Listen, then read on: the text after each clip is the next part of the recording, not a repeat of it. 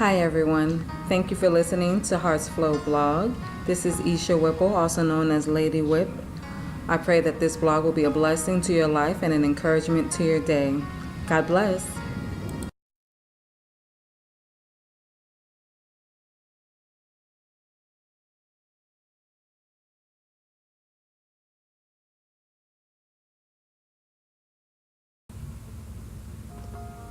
The transition. My 2-day reflection. Day 1. And so it begins, the 2 days I've spent the last few weeks preparing for, crying about, thanking God for, and slightly dreading. Today, November 16th, 2015, marks 1 year since the day me, my husband Derek, and the kids piled into the cars and took the drive of Mega Faith from South Florida to Greenville, South Carolina. I remember it like it was yesterday. Derek and I had been married close to 3 years, and we had toyed around with the idea of moving since day one. I'm originally from New York and have always been kind of a daring person when it came to moving around. Derek is my polar opposite.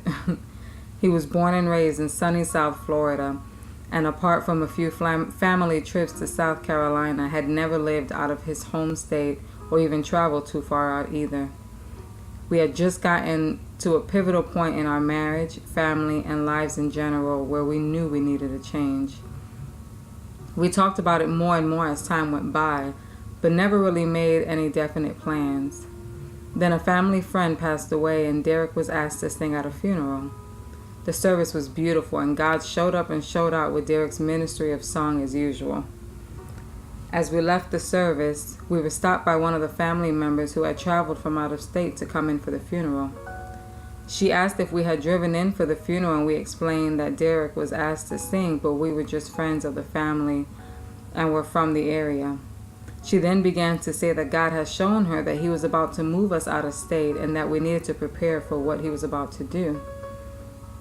We left that encounter both shocked and excited. Shocked because everything we had even talked about, it was just a thought. We never actually sought God on it. We just thought it was us trying to move away and start over somewhere new. Of course we were excited. I mean, who wouldn't be excited at the thought of a whole new place to start over? We had gotten ourselves so wrapped up in so many things that had begun to eat at our marriage, our family, our friends, at our own selves. We knew we were falling down a pit and needed saving. So we went home with a sense of hope and a bit of fear. We had gone through so much in our marriage that year, and it was a bit scary thinking we were going to relocate to a new state with no family near us. At the same time, we were excited at the thought of all those things as well. In spite of what we were going through and had gone through, there was something keeping us together, and we knew that that thing was God himself. For that reason only, we decided to move forward and start looking. We searched throughout Georgia, South Carolina, North Carolina for different cities that sparked our interest. We looked at job markets and rentals, home prices and schools. We zoned in on the upstate of South Carolina. There was just something about it that we loved. It was the right mix of city culture and country living. We began to apply for jobs and look more and more into the area as far as homes to rent and schools for the kids to go to. Our imaginations went wild with the thoughts of getting job offers and buying a home. We dreamed of our new church home, friends, jobs, and schools. We were already preparing for our new home and cars that God was surely going to bless us with for this great step in obedience. We were ready to bathe in our shower of blessings. Time went by and not one call for a job. Things began to change in our environment, and people began to drop like flies right out of our lives. Derek lost his job, and we became a bit discouraged, not seeing anything come together as we imagined. We began to pray and ask God for guidance. We saw all these things leaving our lives, but nothing was happening with our move. No calls, no homes or job offers. We couldn't understand why everything looked like it was coming together on leaving Florida, but the coming to South Carolina part was almost non-existent. Looking back now, I know it was no one but God that led us to pray, because Derek and I had been so distant from each other and God. We literally saw what was happening and immediately decided that we needed to pray and seek God because things were going downhill fast and we had no way out of this. When I tell you we prayed, we prayed. We started with the small prayers. Lord, show us what to do. Within a few weeks, we moved from those small, simple prayers to being on our faces as a family with the kids, crying out to God on a daily basis. We knew this was a big step of faith, and we needed to be fully at God's disposal to make it through this one. God began to give us more and more peace as the time went by, but we still hadn't received a call. One day, we were dropping the kids off to school. Derek reminded me of a friend of ours that recently lost her husband. We hadn't seen her since her husband's funeral 3 weeks prior, and Derek asked me to call and check on her. It was crazy because I became so busy between work and just praying that last week that I kept forgetting to call her. So Derek asked me to call her right then as we were pulling up to the house. I put the phone on speaker and called. The phone rang for a minute, and all of a sudden a tongue-talking friend picks up the phone. We were immediately arrested in the spirit as she began to talk about how God had woken her up early and she had been in prayer for us all morning. She began to tell me how I needed to stop being disobedient and make the move, that I was allowing my fears to get in the way. I began to cry and talk about how we didn't have anywhere to go or any job or place to live, and she just continued to tell us it was time. The reality was we knew it. Derek was more at peace than I was by then. He was simply basking in the faith, and I was stuck on the natural and what I couldn't see happening. So we got off the phone and went inside. I began to log onto my work computer in an attempt to start working on some cases, and something went wrong. My computer had blacked out and nothing was opening for me. I couldn't get into any of the databases or my work email. I was so frustrated. I called IT, my co-workers, my supervisor to see if there was a statewide problem, and nothing. Everyone was fine and no problems were reported. I checked my internet service and all was well. What's going on? I sat there thinking about the conversation we had and just frustrated that my computer just broke down. Meanwhile, Derek is just sitting there on the bed next to me smiling and telling me, "It's time, babe.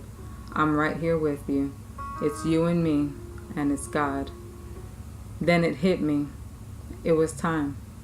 The light bulb went on in my heart and mind. I knew exactly what I needed to do. I looked at Derek, hugged him, and we sat side by side and wrote my letter of resignation. We gave the final date of November 14, 2014, and I signed and emailed the letter since my boss was working from home as well. In the instant I pressed send, a sound went off and my system came up without a glitch. I took a moment to cry it out and went back to work. The 2 weeks that followed were full of emotion. We hadn't told anyone about our move. My supervisor was the first to know, but we had chosen to keep our plans to ourselves because we knew not many people would understand. A week before the move, I got an email from a minister friend of ours. I had reached out to her when we confirmed our move to South Carolina. I knew she lived in the state, but wasn't sure exactly where. In her email, she expressed her excitement hearing about our move and that she lived in the upstate area and would be happy to have us at her home until we got on our feet. I was elated. A week before leaving, and now we had a place to go. That was the start we needed. We began looking for moving trucks, but the closer we got to the day, the more God kept telling us to pack light. We couldn't understand why, but we were obedient and followed his instructions. 3 days before the move, we decided to tell our friends and family. We got a lot of mixed emotions, as anyone could imagine. But then we were so fixed on the task, nothing anyone had to say even moved us. That Saturday, we spent the day having a barbecue and giving all of our furniture and belongings away. We had decided that if it didn't fit in our cars, we weren't keeping it. We were just going to give it away. By Sunday, November 16, 2014, we packed up all we could. Derek in one car with our clothes, shoes, and toiletries, and me and the kids in the second car with whatever we could fit in it as well. We took the time to pray and anoint ourselves and our cars, and by 11:30 a.m. we set off on our journey. It was a completely supernatural thing. We drove straight through Florida and Georgia and into South Carolina with only one stop for gas and one stop for food. It literally felt like angels were carrying us in our cars the entire trip. We had this supernatural strength and adrenaline pumping through our veins that we never felt before.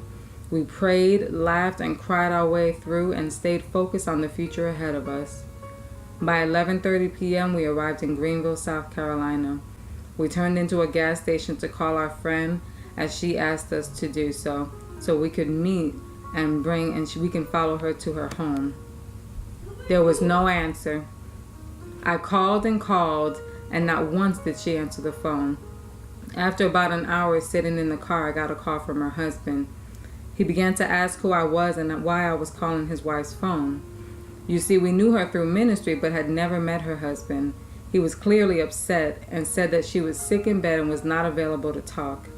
I explained the situation and he said we could not stay with them and then hung up on me.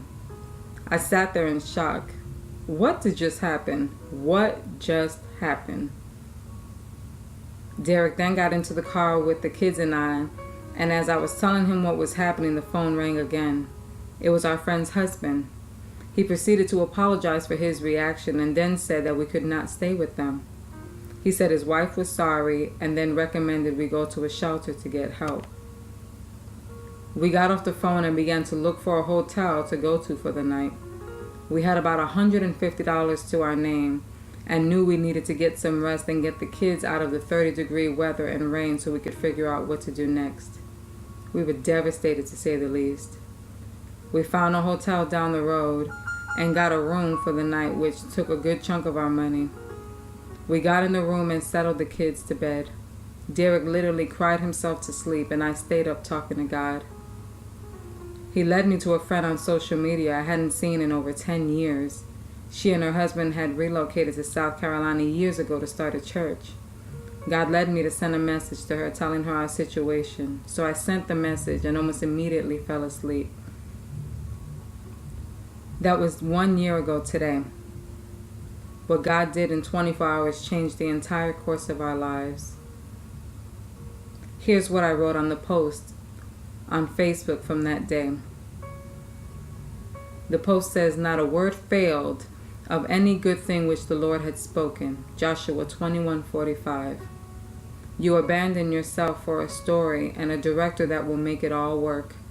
We too can abandon ourselves to our director and rest in his faithfulness. That quote is from Po Fang. Faith never knows where it is being led. It knows and loves the one who is leading. Oswald Chambers. Until part 2, be blessed. Don't forget to check out my books, Heart's Flow and Lady Whip Chronicles. Both are available on Amazon in print or Kindle ebook format. Thank you.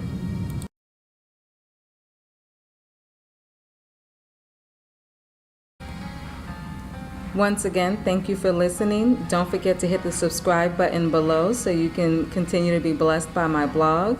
And until next time, be blessed, everyone.